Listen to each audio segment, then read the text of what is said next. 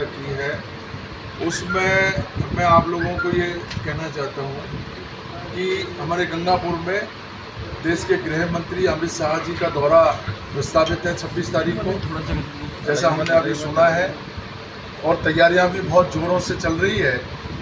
और ये दौरा भी इफ्को कंपनी के द्वारा, खाद की जो कंपनी है उनके द्वारा ये स्पॉन्सर्ड किया जा रहा है। देश के किसानों को और पूर्वी राजस्थान के किसानों को यहाँ इकट्ठा करने की कोशिश की जा रही है भाजपा की तरफ से।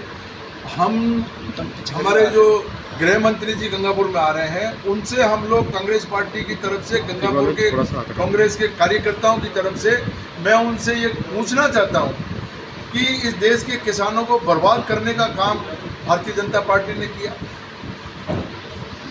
किसानों के विरुद्ध 3 जो काले कानून लेकर के आई बीजेपी, उनको आज तक जो है संसद में रख करके उनको निरस्त करने का काम बीजेपी ने नहीं किया। हजारों लाखों किसान बॉर्डर पर पड़े रहे और बरसों तक अपनी मांग रखते रहे, उनकी बात को नहीं सुना।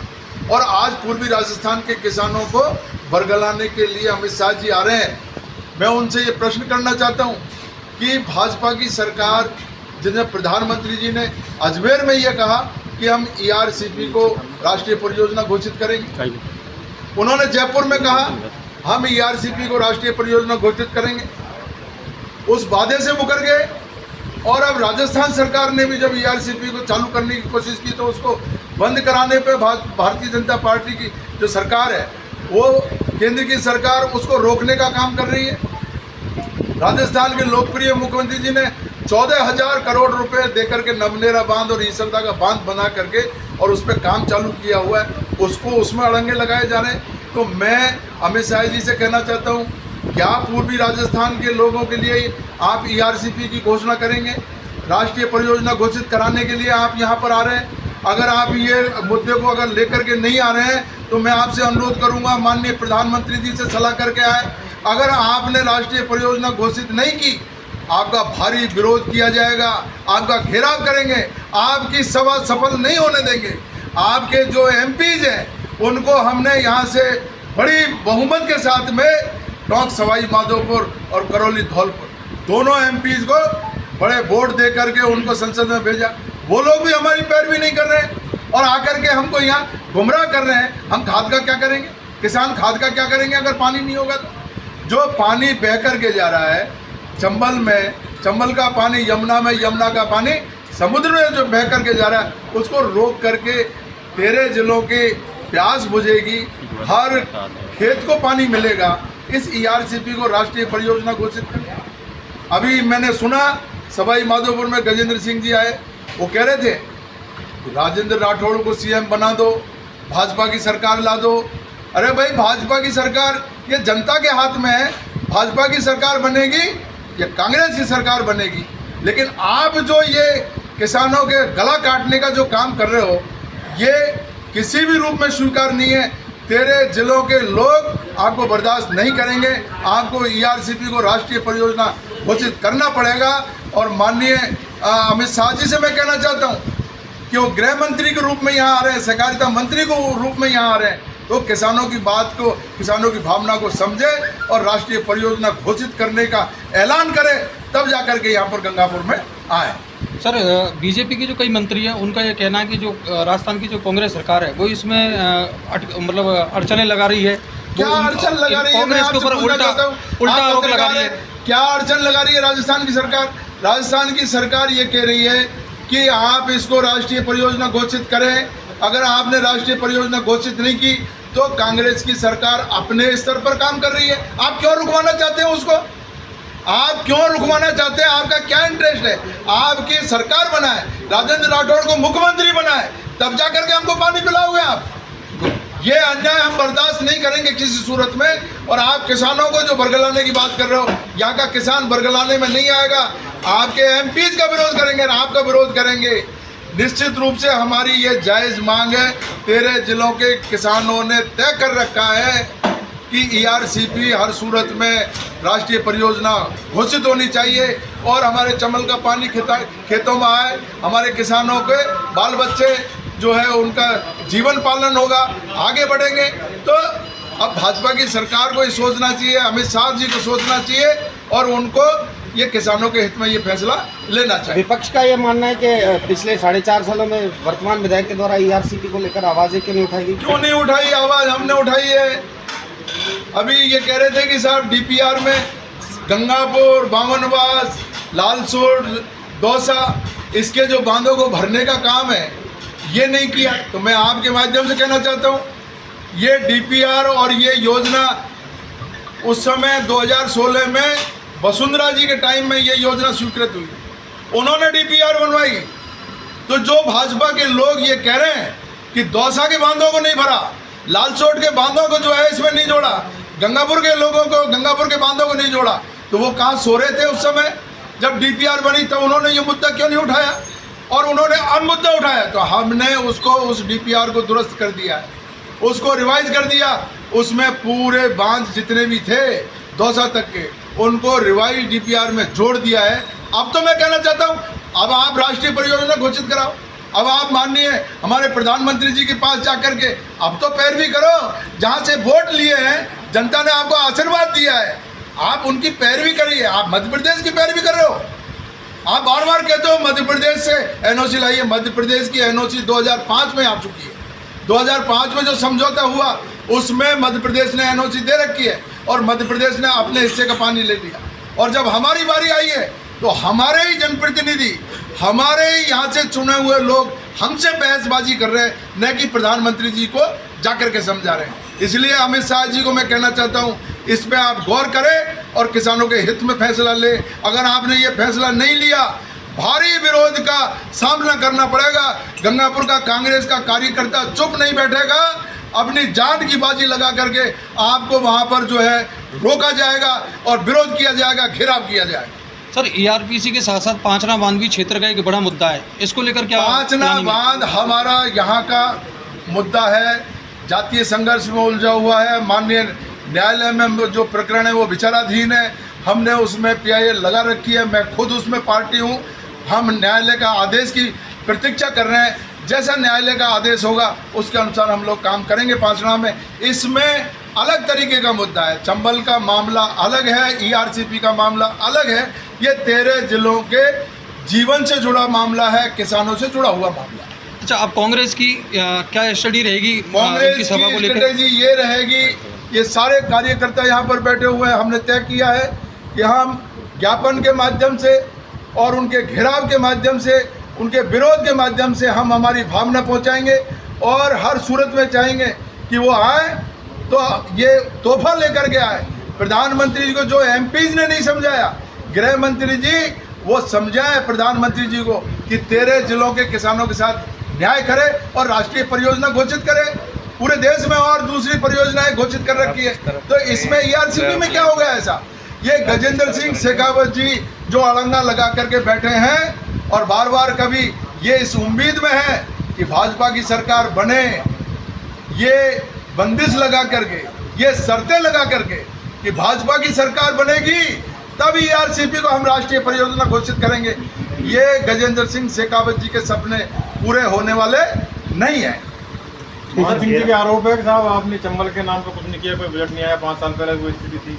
मान सिंह जी तो पता नहीं क्या क्या आरोप लगा रहे हैं। मान सिंह जी के टाइम में ही DPR बनी थी। मान सिंह जी उस समय MLA थे, भाजपा की सरकार थी। 2016 में मैं तो नहीं था MLA। जब DPR बनी तब कहाँ सो रहे थे? उन्होंने क्यों नहीं जुड़वाए? अभी 15 अगस्त को हमारे माननीय मुख्यमंत्री जी ने घोषणा करी है और जो बांध जुड़े हैं उनका पूरा डिटेल आया है। उन सारे बांधों को इंटरकनेक्ट करके और हमने चंबल से जुड़वा दिए हैं। अब ये DPR संशोधित हो गई है। अब जो उनकी मांग थी वो मांग भी पूरी राजस्थान की सरकार ने कर दी है। अब इसको राष्ट्रीय परियोजना घोषित करना चाहिए। प्रधानमंत्री जी के पास जाना चाहिए, हमारे MPs को, गृह मंत्री जी को भी प्रधानमंत्री जी से बात करनी चाहिए, राष्ट्रीय परियोजना घोषित करानी चाहिए। सर, घेराव किस तरह से किया जाएगा, जैसे के या? अब ये घेराव की हमारी रणनीति अलग है। हम कैसे घेराव करेंगे, हम कैसे उनसे, अगर प्रशासन ने हमको अनुमति नहीं दी, हमको हमारा ज्ञापन नहीं देने दिया, तो इसके लिए जो भी स्थिति बनेगी वो प्रशासन की जिम्मेदारी है। लॉ एंड ऑर्डर खराब होगा, प्रशासन की जिम्मेदारी है, हमारी कोई जिम्मेदारी नहीं है। में बिजली की कुछ समस्या चल रही है, उसमें कल हमारे जो वर्तमान सरपंच है मुक्तादिर अहमद जी, वो मेरे पास आए थे। उन्होंने ट्रांसफार्मर देने की बात की थी, मैंने एक्सीएन को बात भी की, लेकिन एक्सीएन ने ये कहा कि आज जेईएन और एईएन की हड़ताल है और कल मैं ट्रांसफार्मर की व्यवस्था करवाऊंगा।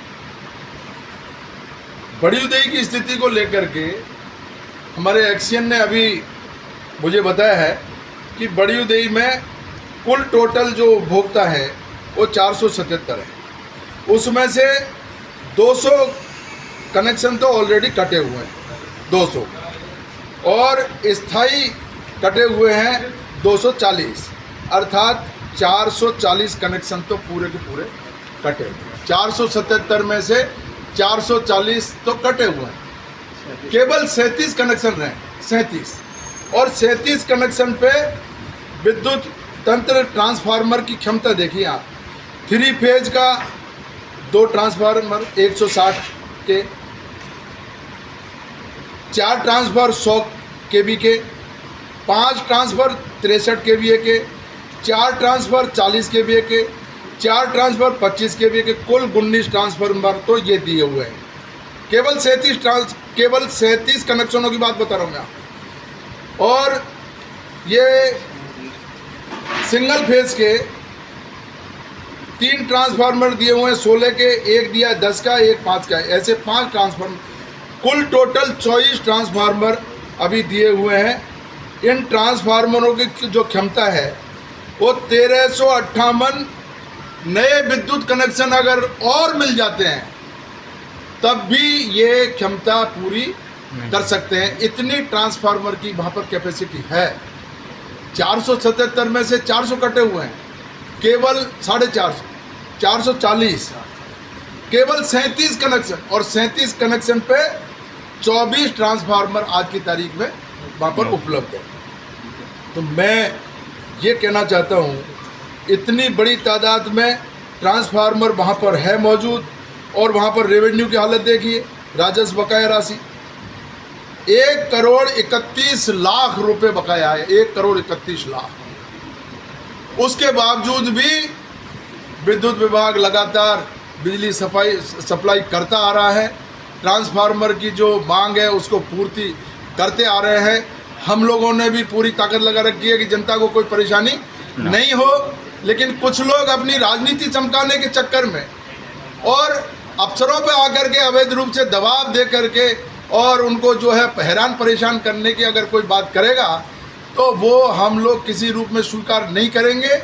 मान सिंह जी, ये जो अभी आपने प्रेस कॉन्फ्रेंस के माध्यम से ये जो बातें कही है, मैं उनसे ही कहना चाहता हूँ कि 1,31,00,000 रुपए बकाया होने के बाद में और इतनी बड़ी उपलब्धता वहाँ पर होने के बाद में भी ट्रांसफार्मर की मांग की जा रही है, फिर भी जनता को गर्मी में परेशानी नहीं हो, हम इसका पूरा ध्यान रखेंगे।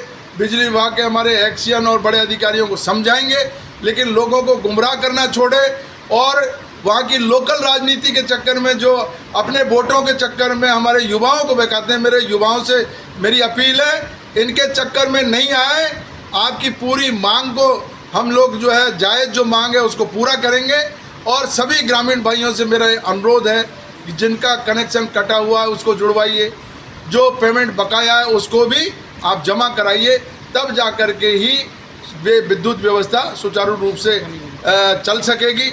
और जो हमारे जो साथी हैं पूर्व विधायक महोदय, वो तरह तरह की बातें करके उनके बहकावे में मत आइए। बिल्कुल भी आप पे किसी तरह का अगर कोई भी उनके बहकावे में आए और ये लॉ एंड ऑर्डर की व्यवस्था को ख़राब करना चाहते हैं, इनको अब यही है, कुछ नहीं रहा, कुछ भी बोलने के लिए नहीं है, तो ये तरह तरह की बातें कर रहे हैं। मेरा तो अनुरोध है, इनके किसी तरह के सगुफे में, इनके बहकावे में बिल्कुल नहीं आए। बड़ूदई के हमारे जो सम्मानीय साथी है उनसे मेरा अनुरोध है, इनके बहकावे में बिल्कुल नहीं आए, आपकी हर बात को माना जाएगा। सर, मेरा अंतिम सवाल, गंगापुर सिटी में इस समय सड़क, पानी और बिजली तीनों की बड़ी किल्लत चल रही है। जगह बार बार लाइट कटौती हो रही है, पानी की सप्लाई भी किल्लत बाधित चल रही है, सड़कें इतनी बन रही है सर। अभी 113 सड़कों पे काम चल रहा है, 113। लेकिन सर जिन कॉलोनियों में कभी सड़क बनी नहीं वहाँ पर सड़कें बन रही है, और दूसरी सड़कें अभी उनका जो है शिलान्यास कर दिया है, वो सारी सड़कों को हम उनको दुरुस्त करा रहे हैं, नई सड़क बना रहे हैं। और पानी की